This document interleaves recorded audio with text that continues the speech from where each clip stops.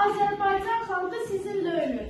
Biz sizinlə fəxr edirik. Bu gün o gündür ki, bütün Azərbaycan xalqının sözü, fikri, amalı birdir. Bu döyüş son döyüş olacaq. Son nəfəsinə də taşıyan hər bir şəhid qadı. Mənim qanımdır. Bizim qanımızdır. Allah'ın şəhid analıdır. Bizim qanımızdır. Düşüşəndən alacağımız tək torpaq yox, igid qandır. Allah qazilərimizə can sağlığı, şəhidlərimizə rəhmət eləsin. Polat Yaşımov. Burada. Səburi Sadıqov. Burada. Mübaz İbrahimov. Burada. Səhət Əhmədov. Burada. İlqar Mirzəyev. Burada. Bütün əsgərlər arada. Burada.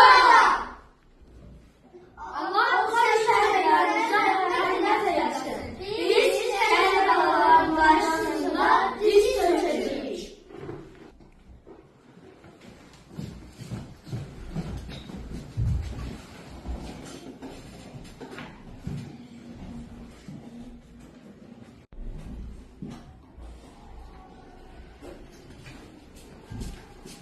Bütün əsgərlər döyüşə hazırıq. Hazırıq. Gəlin 30 illik həsrətə son qoyaq.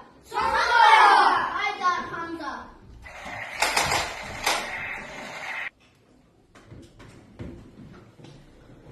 Cəbrayıla yol çəkərəm. Zəngilana su çəkərəm. Şuşa mənimdir. Qarabağ Ermənistanındır. Nöqtə. Yol başına zənglərlə yol çəkirdi. Zəngilana su çəkirdi. Bəs iyidir, şəməlidir. İgid əsgərlər